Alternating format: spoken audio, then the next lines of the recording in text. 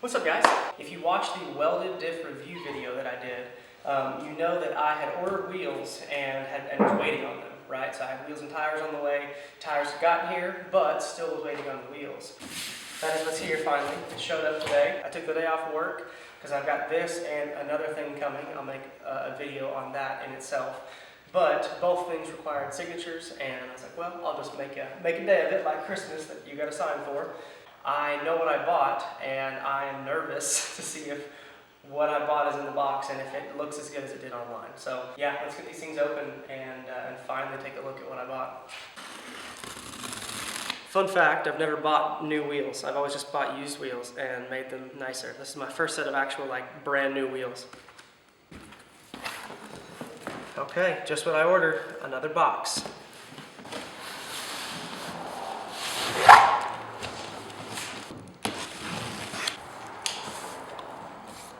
So I'm really happy with the packaging. I think it was well done. I like to see the protective cover on there. This could be standard. Like I said, I've never bought brand new wheels before. Even got a lip guard. That finish is fucking nice. That is really, really clean. Oh, they're so light. Yeah, I mean one hand. Lighter than I thought they were gonna be. That's awesome. It's got really, really good finish on it. Good. Yeah, they look really good. I'm happy. That dish is nice. So the next size up, dish-wise, was a 3.5-inch lip. These are a 2.5-inch lip, but you have to go up obviously to a 10.5-inch wheel, where these are just a 9.5-inch wheel. So I still feel like this was the better of the two moves. They give me good fitment, also good style with the lip that I wanted, and isn't going to cause too much problem on the car, basically.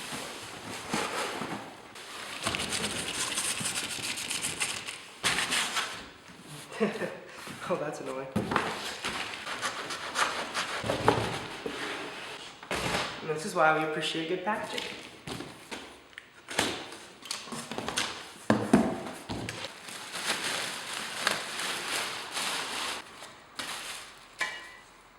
Nice. Just as impressive as the other one. So I'm actually only going to open 2 of these. I'm going to test fit these wheels in the car.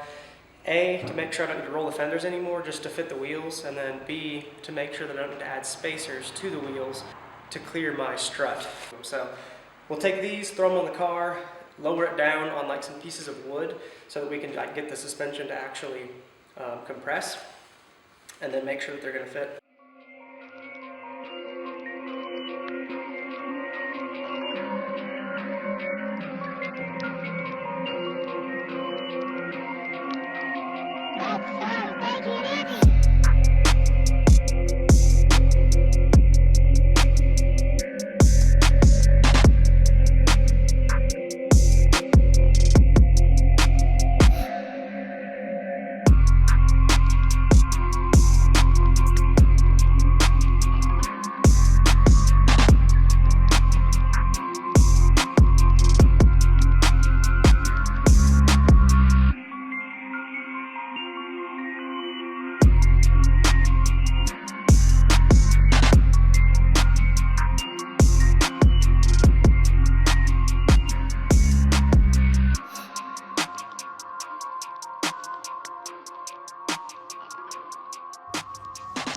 Okay, so I got the front on here. This is the one I'm really worried about, just based on things I've read. This was the one of concern. So I'll try to show you the best I can what I'm talking about.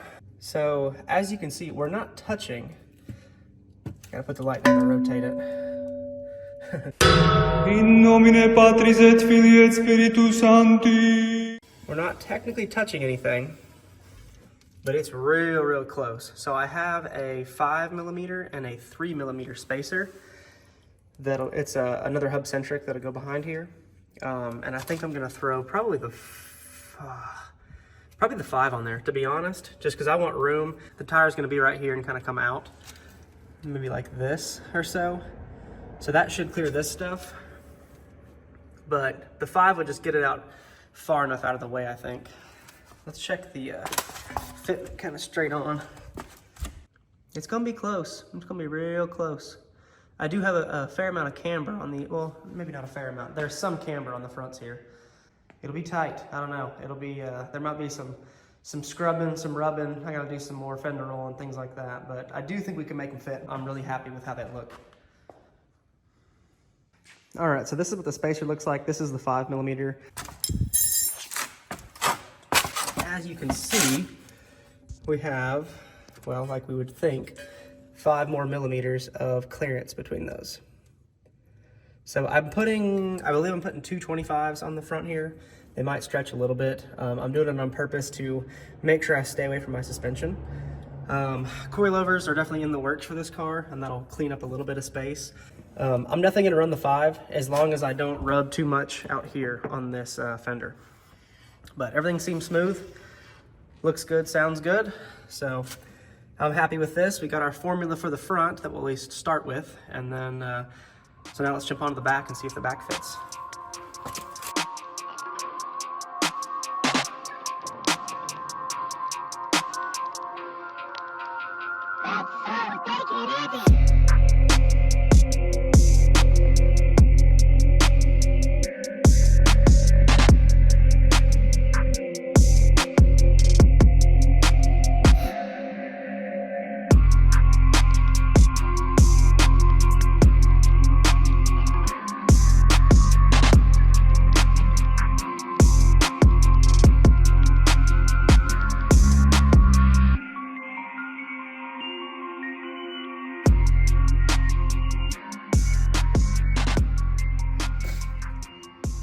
All right, got the back on.